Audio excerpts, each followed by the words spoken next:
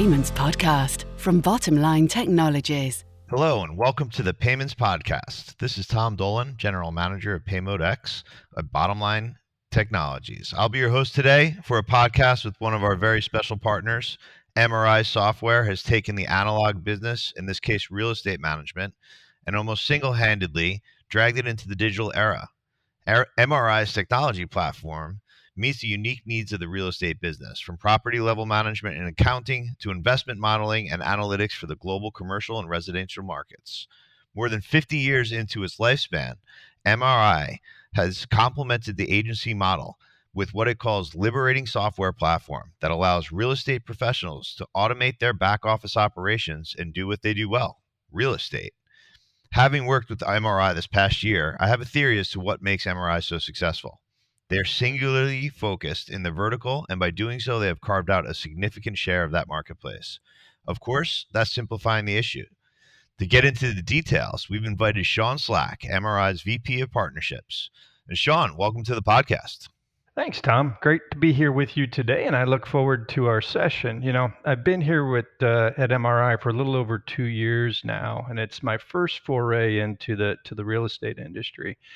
I've spent the last 25 years or so in enterprise software systems companies like AT&T, NCR, and most recently came over from a company called Teradata. And I've been across all other industries: retail, finance, travel, transportation, manufacturing, life science, government. I mean, you name them. But this is my first foray into real estate, and it was quite obvious to me day one the opportunity for PropTech to really help transform this industry. So it's a very exciting time, and I'm happy to be here with you today. Oh, that's awesome. I mean, I think there's so many software companies that fall into the trap of being too many things to too many people. But not MRI. You guys have stayed really singularly focused on, property management and real estate industry for 50 years today. How do you stay relevant? Well, I'll tell you, Tom, I mean, to your point, you don't find too many 50-year-old technology companies. We started back in 1971, and it was really doing accounting services in the real estate space. And obviously back in the 70s, there was very little automation, but it was really around staying very focused on clients and bringing value to clients, right? And modernizing our approaches to how we bring that value that's propelled us to where we're at today. So we have deep roots in the real estate market, both from a domain expertise perspective, but also as if we've grown across our technology stack, right? And the combination of those two things, right? Domain expertise and technology, that's how you bring, true value to customers at the end. And you really have to stay focused again on those client needs and in combination of those two things. So, I mean, if you fast forward to today, 50 years, beyond our founding, we now cover the commercial segments, residential segments, and occupier segments, right? And we have solutions that go from lead to lease, financial management, investment management, space and visitor management, all the way through the end of the life cycle with reporting and analytics. And so we've continued to innovate and develop new solutions based on, our customers' requirements and needs. That's awesome. But you do have competitors, right? I mean, we know a couple of them. I'm impressed. MRI just continually seems to dominate, that market share conversation and expanding the number of companies that you guys call partners and customers. How do you stay laser focused on PropTech with the additional, competition that's out there and really set yourselves apart as MRI? What differentiates you? Well, one of the things is you talk about competition, we view it as co-opetition, right? And so even with our competitors, we partner with our competitors. We integrate with our competitors. Our belief here at MRI is around having an open and connected ecosystem. And our partner ecosystem is part of our ethos here, right? And it allows us to provide customers choice and allows them to bring the solutions that they've either invested in or want to invest in, together with ours, bringing together a best of breed stack for them, to really run their business based off of their needs. And so that open and connected approach really kind of sets us apart from our competition. And we've taken that beyond our partner ecosystem, and into other solutions that we have, right? So, I mean, we have standalone point solutions that we've either built or bought that are multi-vendor in nature, right? And they run on our competitor's platform, again, embracing the co-opetition model in the marketplace. I'll tell you the other thing that comes to mind, what separates us, and it was apparent to me when I joined the company, is the culture. We have a great internal culture here. I've said that since I joined the company, but also how we look at things externally from an environmental, social, and governance perspective, an ESG perspective. A great example of that is the MRI Software Foundation that we built, right? And it's there to help bolster underserved communities. And so, we truly believe in transforming the way communities live and work and play. And, we do that in all facets in the way we conduct ourselves, both at the business level, but also at the philanthropical level. I think about, we're both in the software business, and there's some great software brands out there. Apple comes to mind as one that not only is great at acquiring additional customers for their broad portfolio of products, but really customer retention. And certainly as software, executives such as ourselves, we're focused on net retention rate. MRI really has a standout, just reputation as far as customer retention and, customers that are loyal and proud to be MRI customers. What's key to that success?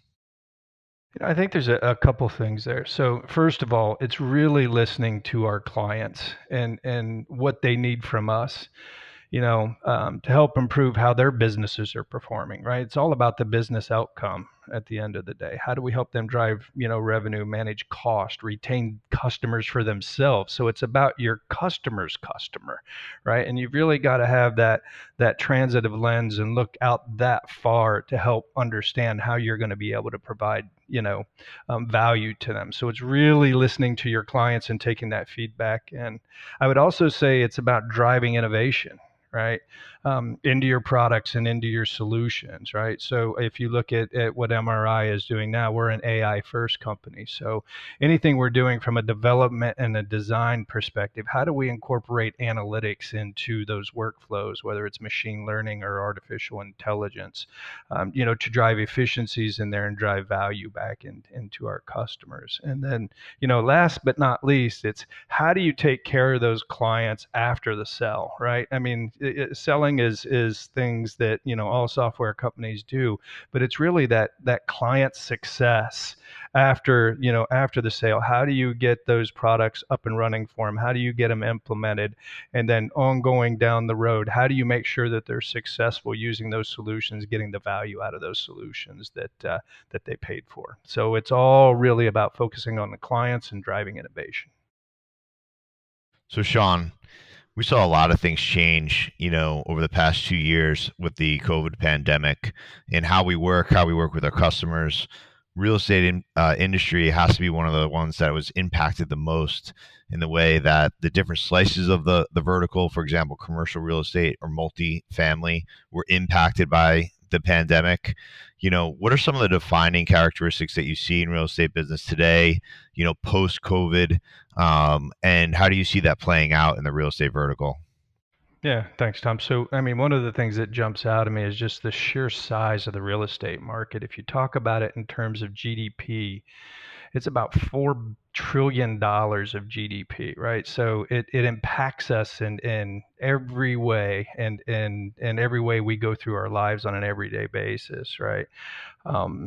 as we look over the last couple of years, I think, what happened during the pandemic, it actually helped companies move away from manual processes and adopt technology more because they were having to have people out of the office. And so they needed to use technology, right, to run their businesses remotely and virtually over the last couple of years. So it drove adoption of technology. And I think that trend is continuing as we go forward. If you look at some of the environments that were impacted. Look at some of the office space. From the impact of COVID, right? We have now gone to this experience where people worked completely remote, and now they're coming back into hybrid models. And the employees of the world now kind of got used to that virtual working environment, and they're really asking for and dictating a hybrid environment where they're in for a couple days and working in the office, and then they're working virtual for 3 days or whatever the mix is.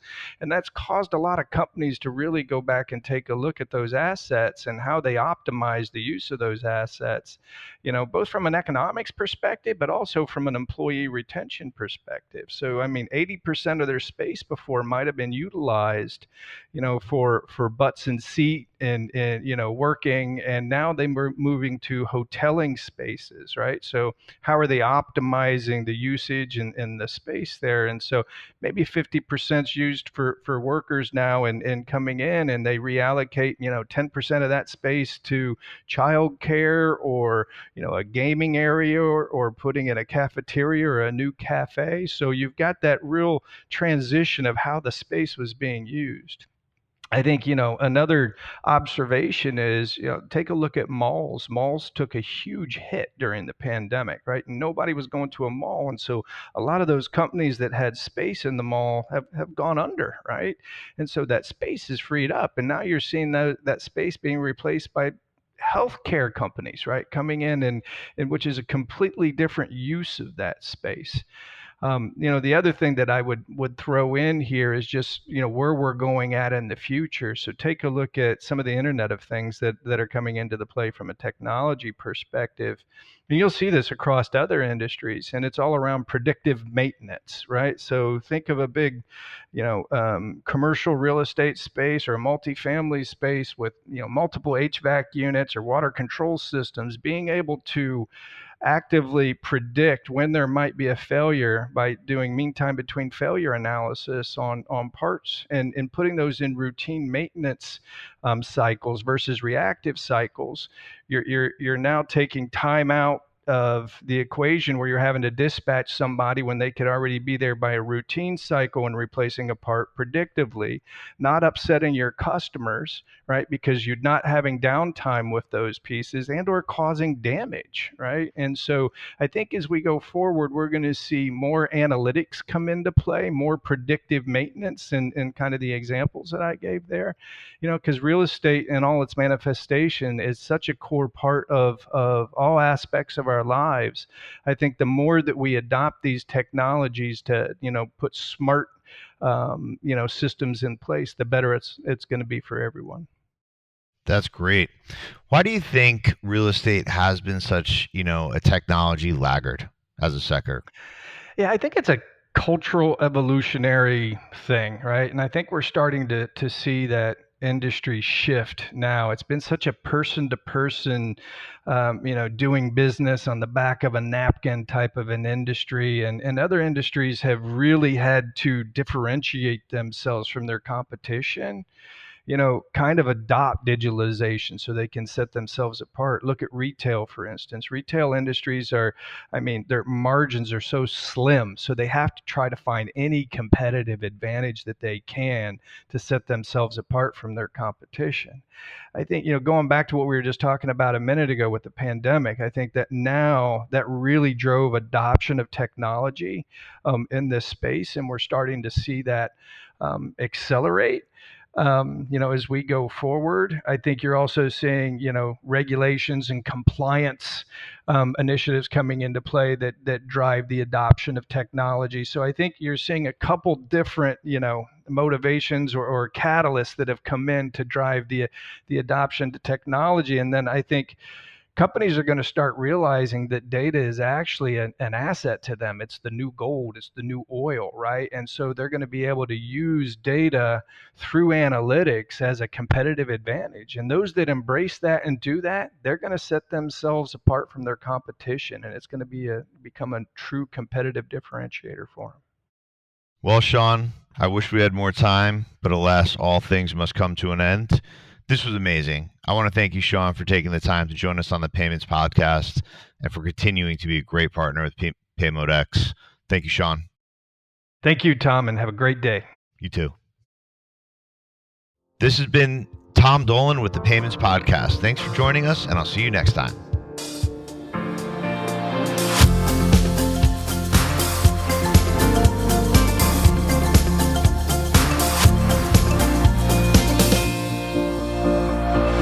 Payments Podcast from Bottomline Technologies.